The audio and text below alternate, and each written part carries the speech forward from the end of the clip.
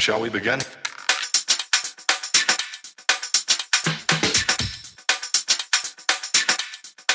Let's begin now. All right, everybody, welcome to a brand new episode of the Frankly Francisco podcast. I am your host.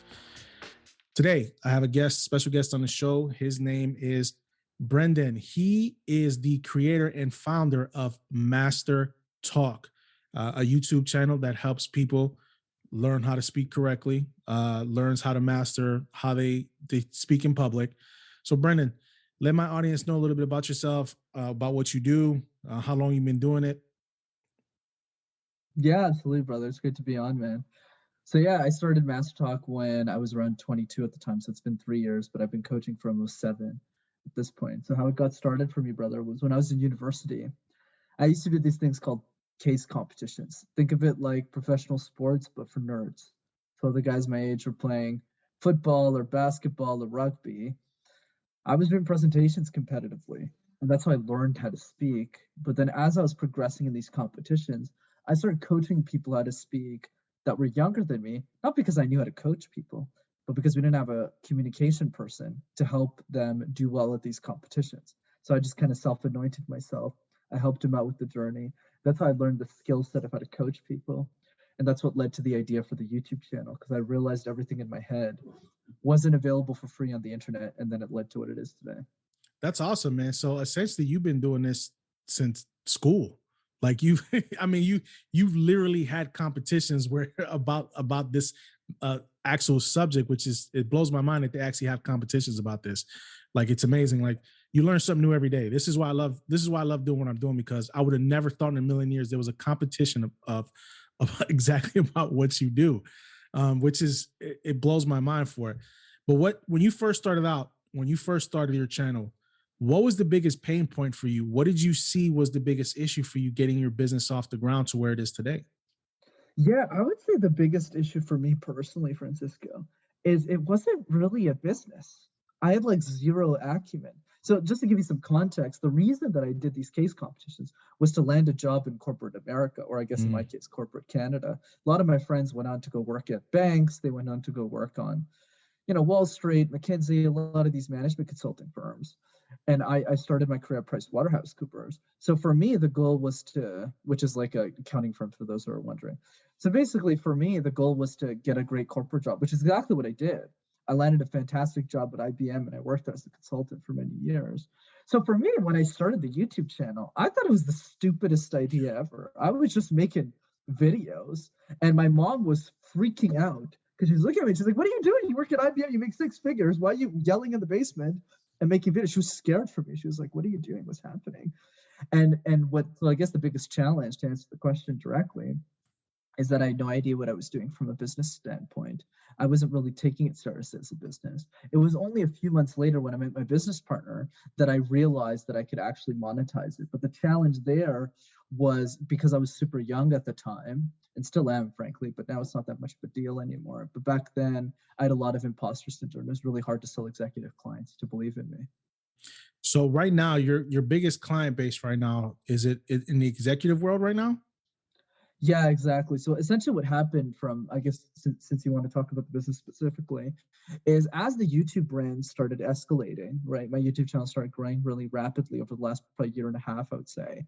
And a lot of social medias and my accounts blew up. So LinkedIn, I got pretty big there. And Clubhouse, I was there really early.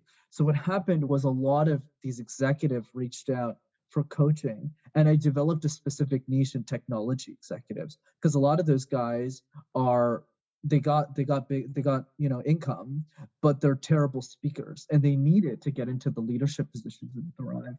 So yeah, I built a niche in that specific area. So your technique, like when you coach somebody, do you use certain techniques? Is there certain phrases you have them practice? Like, this is like, it's amazing that you actually teach people how to speak properly when they're, talking to large crowds. So is there a certain exercise? Is there certain things you have them do so that their verbiage comes out clearer when they're speaking? They're not stumbling over their words. Their mind is not running 1,000 miles a minute and their mouth can't keep up with it. Absolutely, bro. So let's go through principle. So this will keep it super easy for people. The way I see communication, Francisco, is like it's like juggling 18 balls at the same time. Right? So one of those balls is storytelling. Another one of those balls is eye contact, vocal tone variety, smiling. You're doing all 18 things at the same time. So to your point, if there's a lot of things going on in your head, all of the balls will fall. So instead, what you want to do is you pick one ball and you throw it in the air and you catch it. And then once you know how to do that, you pick up two balls at the same time and you figure out. So how does that analogy apply to public speaking? One technique at a time, one strategy at a time. Communication is a multiplier effect, Francisco. So as we get better at one strategy, we automatically get better in all areas of communication. Let me give you a simple example. Let's say this is typical, something I would say to a client. You're not smiling enough in presentations. You're not smiling enough in conversation, not smiling enough in general. So when they start to do that more, like you're seeing with me, a lot of this is practiced. You start to smile more in your everyday conversations. You start to smile more with your family, and then it starts to multiply over time. But the easiest exercise I can give you that people can do is called the random word exercise. So essentially what you do is you pick a random word like phone, screen, copper, doesn't matter, and you create presentations out of thin air. Each exercise takes 60 seconds. Do it 5 minutes a day. It'll change your life. Is that easy? It's that easy. And I'll explain why. The reason it's that easy is because that exercise, there's a lot more things we can talk about. We can go in more detail. But that first one, most people in your industry wouldn't even try that exercise. So let's say I just said it. 95% of people will either think it's childish or they'll be too scared to do it. Most of the people, they'll think it's too scary. The reason it's so effective is because it builds momentum over time. So the first time that you do the exercise, it sounds something like this. So a phone it is this, and a phone is used for. So you're really stressed. You don't really know what's happening because you're giving it off the cusp. But after you do it 100 times, you get really comfortable with it. You're like, oh, this is actually really easy. And it tricks your mind into believing that everything is easy in communication. And once that barrier is broken, you could do anything. And the other reason it's effective is that's way harder than the corporate world, whether you're an entrepreneur, a business owner, or a corporate employee, because no one's asking you about avocados at work. You know, you said you're a banker, you're giving presentations on banking. Nobody's coming up to you and going, yo, Francisco, can you talk about like your tooth for 2 seconds? Nobody does that in corporate. So that's the key. So I kind of get what you're saying about repetitive. So me and my oldest son, what we do is sometimes we'll start having a conversation. He doesn't realize that that it's happening. So we'll pick a subject. We went to a fair this summer, okay, and we seen somebody dressed up as like he was like spaghetti. So we just made an entire story, an entire backstory about how the spaghetti was a superhero, and then how we made a character up called Tomato Man where he had a whole villain backstory. It was just stuff like that. It gets the mind going, and he's able to create in his head with no problem. He didn't even realize that we went on for it annoyed my wife to no end. But stuff like that, I get what you're saying. It's when you're able to do that, your mind is able to keep up with what your thoughts start coming a lot faster than you think it would normally do. Absolutely, man. You're exactly the money. I love that you're doing it with your son. I actually recommend people do it with their kids, the random word exercise too, because it's fun because you realize really quickly that your kid's better at it than you are. And then you start to get a bit jealous and then you start to do it better. Their imaginations are off the wall, man. They'll just come up with stuff like you wouldn't even think of. Like where'd that come out of left field from? Like you wouldn't think about it. So have you held, I know you deal with corporate America. I know you have a lot of executives that you deal with. Have you held like conferences? Have you gone to conferences? Have you had those talks where you've been in front of a crowd speaking and where those lights shining down on you and all those people staring dead at your face? What was the first time? What did it feel like the first time you had to do that? Were you comfortable enough or did you have jitters? Or do you still get jitters when you do it? Oh yeah, I always have jitters, and people always think I'm lying when I say that. But the truth of the matter is, Francisco, I'm pronouncing your name correctly, right? Yeah, Francisco. Yes. Francisco. I just want to make sure. Yeah, you're good. So the key, Francisco, is like all of us are scared of something. Like let me give you an example. Let's say we're talking right now. Somebody calls, okay, and it's Elon Musk, and he goes, "Hey, Brett, I need you to coach me tomorrow on my speaking." I'd probably shit my pants. Okay, there's always a level even with the experience I have, Yeah. even if I'm the so-called expert on this call, right, on this episode with you, there's always a level that scares us around communication, around anything. And speaking is no exception. So for me, there's always some level of jitters. But the way that I think about this is message versus fear. So communication for me is like a boxing match. So one side of the boxing ring is your fear, the anxiety, the stress, the social pressure around communication. Like, oh my God, what will people say? How people feel? And the other side of the ring is the message. Why are you on the stage? Why are you delivering this message? Why is it important for the people that you care about? And the goal is not to remove the fear, which is impossible. Fear will always be there. The goal, the expectation is when your fear and your message meet in the middle of that ring, that your message wins the match. Okay, your message gets the knockout punch. It's not about the fear running away, it's about making sure the fear faces your message, that your message knocks it out. So that goes back to your question around a moment where I spoke and I was stressed out. I'm happy to tell you one. A few years ago, I gave a presentation in front of like 300, 400 kids. I don't remember exactly what the number was, pre-pandemic. And I prepared for months. I really wanted to deliver. I was like their communication keynote. I had like a 25-minute presentation to give. And a lot of these kids looked up to me because they're like 15, 16 years old, and I was the YouTuber, right? So I practiced for, yeah, it's like that's how kids respect you pretty much in this world. So I practiced a lot. Every weekend I would practice. Boom, boom, boom. I get to the presentation, I find out 10 minutes before it happens. 10 minutes. Somebody comes up to me and goes, hey, Brenden, forgot to mention, can you do half of your presentation in French? Because half of the room doesn't speak English. And I speak French, but I was like, holy geez, like I practiced this whole thing in one language, and French doesn't come easy. So why did I still deliver that presentation well anyways? Because for me, I'm always obsessed with my audience. I thought back to the kids, and if I didn't deliver a great job, all of those kids would just go, well, I was scared of communication. If Brenden sucks, then I definitely can't master communication. And that was unacceptable to me. Unacceptable. There's no way I'm going to give a presentation for 400 children and discourage them from speaking. So I went up there and I said, you're going to figure this shit out and deliver a great presentation anyways. That's what I did. So for content, when he's saying speak French, he's based out of Quebec, Canada. So the majority of the language up there is French. Obviously, they speak English, but the majority of the language people there speak is French. So that there's the content to that. So, what is the largest crowd you've ever had to hold a meeting for to speak? Besides the kids, we're not talking children. I'm talking about grown adults. What is the largest crowd you've ever had to speak in front of?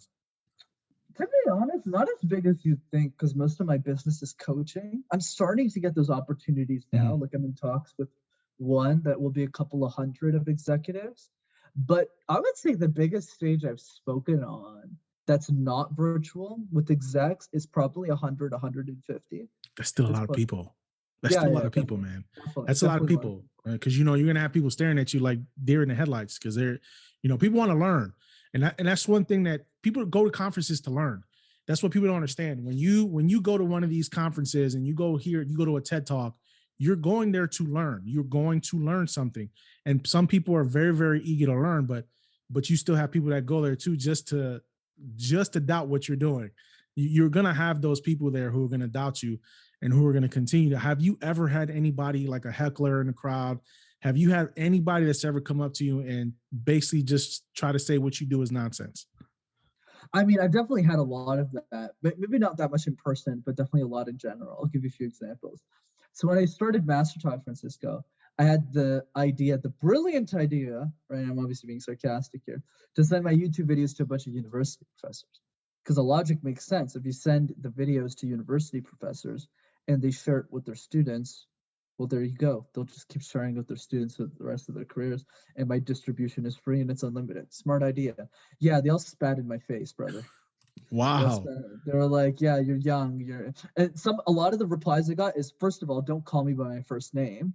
You call me professor. And I was like, whoa, like these people are messed up. But anyways, yeah, man, I had a lot of people who told me Master Talk is a stupid idea. But I think the way that I've internalized it, this is the advice I give. Let's go there, because I think that's more helpful, is we're always most fragile at the beginning of any idea. So obviously at this point, let's say you take the Gary V's of the world. He's at a point in his career where he really doesn't give a shit what He doesn't. but I'm also, and me too, but I'm also empathetic to people because I wasn't like that 2 years ago, like at all. Like sure, I had some of it where I was like, yeah, I'll just do what I want, but it hurts. Like you think it's a bad idea, that everyone else is telling you it's a bad idea. It's not easy. So what I would say, kind of let's compromise the Gary Vee perspective with mine, is focus on the 5 people that you know really appreciate what you do. Not like the 5,000 people or even like 3 people. You don't need a lot of people. So the reason I kept going with despite, me, I mean, Jesus, dude, think about it. I was making 6 figures in corporate. I was very successful in my career at a very young age. And yet the only thing people were shooting me down for was my stupid YouTube channel. So I had every reason in the book to just stop that and just focus on my career. But the reason I kept going was those 5 people just kept watching my shit, man. So every week they just kept going like, hey man, your videos are great. And I thought they were lying to me. Let me be straight, man. I thought they were lying to me. I was like, yeah, I'm watching my shit. And they were like, yeah, these are the tips you showed. And I was like, oh, they're watching my stuff. They're watching my stuff. And so that's what kept me going beyond all of the criticism. That's what I recommend people do. Well, social media is brutal. And a lot of people don't realize that social media can be very, very brutal. When you put yourself out there, forget about it. Once you out in the ether, people are going to make their comments, whether they like you, whether they don't like you. They're going to blast you saying that you're worthless, you're this, or they're going to say you're great. You're going to have a range of emotion. You have professional trolls out there that do nothing but troll you. But you have to learn in this industry, especially when you put yourself out there in the social media platforms, you have to grow thick skin. If you can't, this is not the business for you. This is not, if you can't stand in front of somebody and have a conversation and deal with what comes with it, it might be time to change, the realm that you're doing. But I think everybody has the capability, like you said, to, to master talk, to be able to talk to people, Brenden. I think that's the point of what you do. You teach people how to have that confidence, and it starts small, minute, but that's the point. The point is you always start small. You don't need to start up here. It doesn't happen that way. You don't become big right away. You have to build that up. But I think we've gotten to where now we're a microwave generation, but we also, a lot of the older folks too, they're so set in their ways, like, oh, because you're young, that doesn't mean you don't have the ability or or the talent to do what you're doing. To me, that's BS. It shows the ignorance of people sometimes, especially college professors, like, oh, don't call me by my first name. Stop. You're a grown man the same way he's a grown man. Let's not play that. That aggravates me more than anything else. But it's a talent. You have a talent. A lot of people don't have that talent. You have the gift of gab. You do. You're able to talk to people, but you're self-taught in that as well. Now, do you practice as well? Do you have a routine where do you stand in front of a mirror, or do you get in front of a mic, or do you just talk to people to continue to hone those skills that you're learning on a daily basis? Yeah, absolutely, Francisco. And I appreciate you saying that, brother. I think what I would say is, like, we all have the gift of gab. It's just the gab is different, right? So for me, don't ask me to be a rapper. It ain't gonna work. Like, I'll screw that shit up faster than the toast. I don't even know how to do laundry. That's how weak I am. Like my family optimizes all that for me, so I can just focus on what I'm good at. So I'm super grateful for the people in my life. But the point I want to drive is, like, I am like the ethos of the quote by Kevin Durant, which is hard work beats talent when talent fails to work hard. Right? I'm a big believer in that because I'm not someone who was, I mean, I had some natural talent for sure. I'm not going to deny that. But a lot of it was definitely worked on. In university, I probably presented over 400 times. It was a nut job. I probably coached 70, 75 people in 3 years. I always like to say I'm the Michael Jordan that nobody gives a shit about because, like, people care about Michael Jordan, right? He's like, I'm sure you've seen The Last Dance or whatever, right? You see him, he's being annoying to his teammates, but people give a shit about basketball. I do the same thing, by the way, in case competitions. Nobody cares about them, which is good because I get less slack for it. I mean, I get less pain for it. But the point I want to drive is definitely, especially in my younger days, my work ethic was absolutely insane. I don't think I'm as hardworking as I used to be. I was nuts. I was sleeping like 4 hours a day, presenting, coaching people. Like, I don't even know why I did all that. It was nuts. I just really wanted to win these competitions. But I'd say today my routine is definitely a couple of things. So I would say number one is guest on a lot of podcasts. Like, regardless if it benefits me intrinsically or not, staying sharp, because the personality of every host is always different. Like, you're more like New York style, you're more chill. Somebody else is like suited up, a lot more professional. So everyone's got their own kind of style, and it just keeps me sharp when people ask me questions. That's one thing I do to keep my thought leadership sharp. The other one is definitely coaching clients, especially my advanced people. So I have like different levels of programs that people graduate through. It's like a whole kind of tiered kind of system.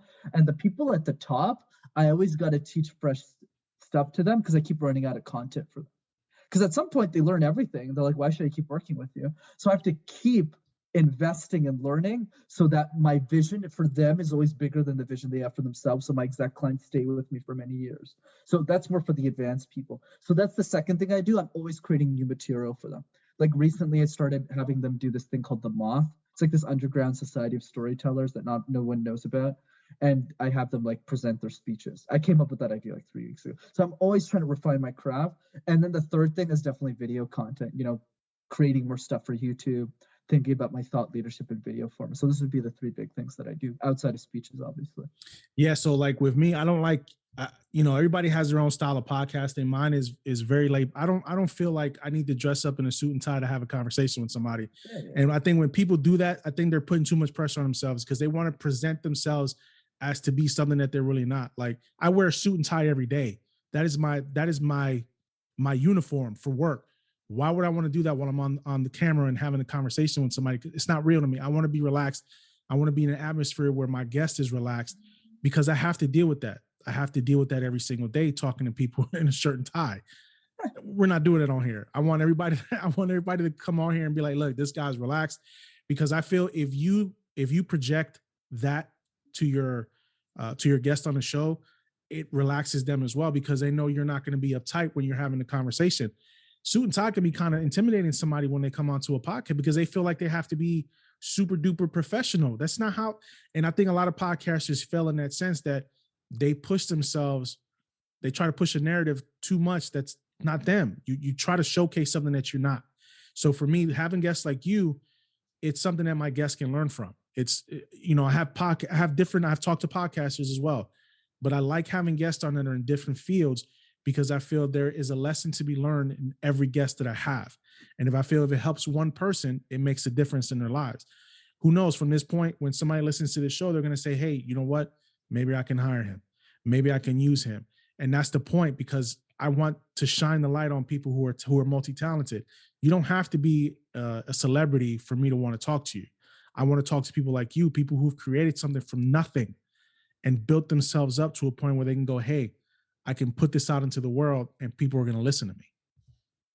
Oh, thank you, brother. Really, really kind of you to say that. And yeah, absolutely, man. And the same thing goes for me. I'm always learning from different perspectives as well. And it's every host always has something unique, right? You have your own perspective, which I love. Somebody has their own, somebody has their own. And I'm kind of like the mix of the both worlds. So I like putting a shirt, but I still live in my mom's basement. So it's kind of like a compromise of both worlds. So you're doing this full time, right? This is your career now. Like, you don't the whole corporate America thing, you're done with that. This is full time, your job. You are a full-time coach, full-time speaker. You got it, man. It took a while. I quit my corporate in June 2021. So it's been almost a year now. Yeah, I would say it took me 2 years and a half to replace my income fully. I'm super risk averse because I'm the only breadwinner in my family. Mm-hmm. Up until recently, my sister actually just is finally, she made it happen for us. But, up until that point, at the time, I was the only breadwinner. So I was very careful about quitting corporate. And I actually really liked working there. A lot of people, they always say bad things about work. I really like corporate. Obviously, I was working a lot, but I enjoyed the people. I loved the culture, but it was good. It was good while it lasted. Let's put it that way. So when everything got replaced, I was able to go full time on what I wanted to do. Listen, I love what I do in the business world and business banking. I love, helping clients build their businesses up from the ground up. I enjoy that, but I ain't gonna lie to you. Somebody come and offer me a $100,000, $200,000 contract per year for me to sit behind this mic and talk all day. I'm going to take it, whether I like it, whether I like where I'm at or not. You know what I mean? Because at the end of the day, you have to go, and it's true, you have to go where the money is. You know what I mean? A lot of places, people, that's why you see all these CEOs jump from one company to the next. You know what I mean? They don't, there's no loyalty when it comes to corporate America. They go where the money is.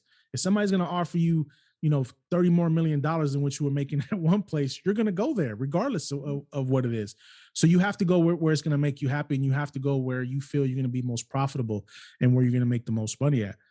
So how much content do you put out per week? This is big, because I think a lot of people struggle with that aspect.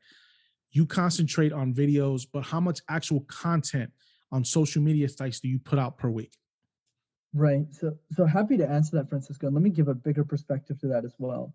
You know, I think the biggest mistake content creators make in general, Francisco, is they don't think about their personal brand in decades, but rather days. So they're always focused on what's hot. TikTok is hot. You know, LinkedIn organic, super hot. Whatever Gary Vee says is hot, just follow that. It's hot. Whereas what very few people do, which is exactly what he does, and the brands that actually win, is they think about the game across 10 years. Because those are the people that actually win over a decade. And what are those people doing? So when I started, you know, my social media journey, I guess 3 years ago, I just looked at the obvious. What is the platform that if I invested 10 years and did a great job and focused it and won, like, because you don't want to half-ass 9 platforms, do a really good job at one and beat everyone else at one. What is that one that's going to actually compound over time? And I realized really quickly that YouTube was the winner. And the reason is because Facebook, count the number of famous people on Facebook. I mean, at some point, you're like, I don't know. Right? You kind of just go whatever. Instagram, you might name a couple of models. Okay, Kim Kardashian. Okay, Kylie Jenner. And then you might run out of names after like 2025, maybe. Podcasting, yeah, there's a couple of people who are famous in podcasting in the medium, but people outside the medium don't know people like Lewis Howes. They don't know people like Jordan Harbinger. They don't recognize these people in the street, except for maybe like Joe Rogan, right? And some other couple of days. Blogs, okay, Seth Godin is probably like one of the few people. Tim Urban, people like I'm listening. People probably don't even know the people I'm talking about, right? And then we just keep going through. But YouTube, you could go forever. Airrack, Mr. Beast, PewDiePie, like you could just keep going. The number of people that you listen to that have status. So YouTube was a big part of my strategy because I realized that it's the best distribution tool of the world over the long term. So now let's do the math. 52 weeks a year, because minimum once a week is the minimal requirement, generally speaking, if you want to win on YouTube. Over 10 years, that's 520 videos. So if I make 500 videos, give or take, and every single one is gold, and I drop them once a week and I don't miss for 10 years, I'll definitely win social. And that's excluding every other platform, everything else that I do, if I just get that thing right. So all of my focus at the beginning, Francisco, was just meeting that goal. How do I make sure that my YouTube channel is the best in the world in that niche? And that was my only focus. And that's the only reason I got the success really quickly. And that's my recommendation for people. So just to break down your answer directly, I just want to give that principle first. I post daily on LinkedIn and once a week on YouTube, and I pretty much do nothing else besides guessing on pods. So one of the things I found is the hardest nut to crack is YouTube for me. You know, I don't average. I average maybe 4 views. Some videos I've averaged 100. Some videos, like I had a flat earther that I did a podcast with that got 8,000 views. So yeah, but my thing is to crack that nut. It's just it's frustrating sometimes but I just keep posting. I'll keep posting per week. But everything, people want you to advertise now. Everything's about advertising. Everything's about spending money. And I understand you have to spend money to make money, but I find it hard with YouTube because if you're not an OG YouTuber, you know what I mean, and you didn't get in when YouTube was first out, it's kind of hard to get those views, those 1,000 views and 2,000 views. Like I have 101 followers right now. Like I didn't even think I was going to get right. I didn't even think I was going to get to that. But you can't monetize on YouTube till you reach 1,000 subscribers. And I'm not going to buy subscribers. I'm not going to do it because it's easy for you to go out and buy subscribers, but YouTube's going to know. They're going to know, you know, because if they're not interacting with you when you're interacting with your content, then they're going to know it's bogus. So how did you navigate that? Like, because I don't understand, like YouTube is one of those things that frustrates me to no end.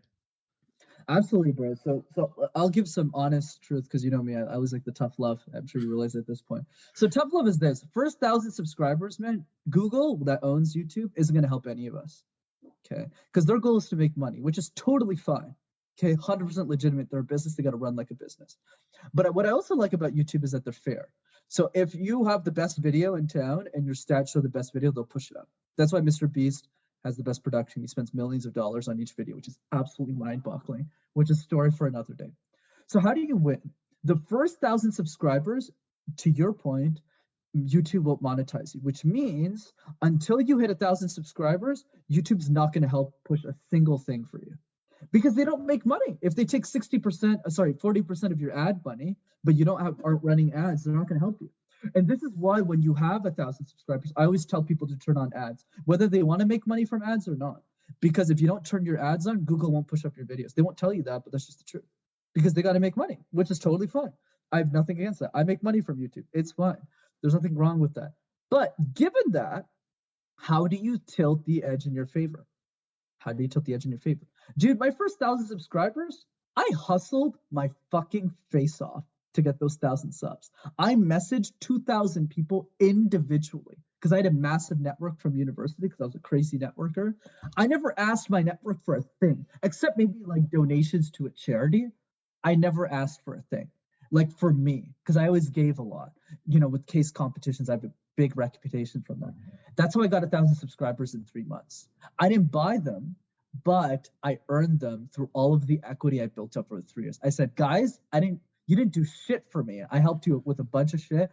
All I'm asking for is support me. I'm trying to create communication videos for the world.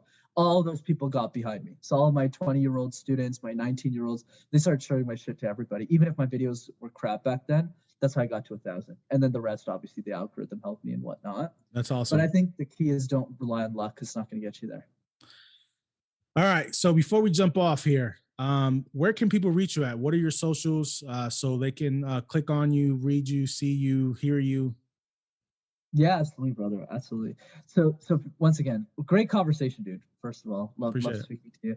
So two ways to reach me. The first one is YouTube.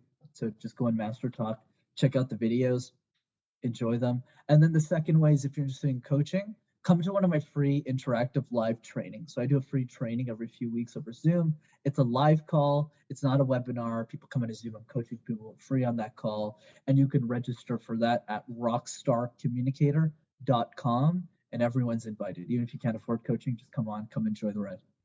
That's awesome. I appreciate it, man. Thank you for coming on the show. We need to have this conversation again down the road. Love to have you back on. Who knows? We might be able to make this a series on being able to, talk to people. So if you have the time, because I know you're a busy man. But I appreciate everybody tuning in. Thanks, everybody. We'll talk to you next time.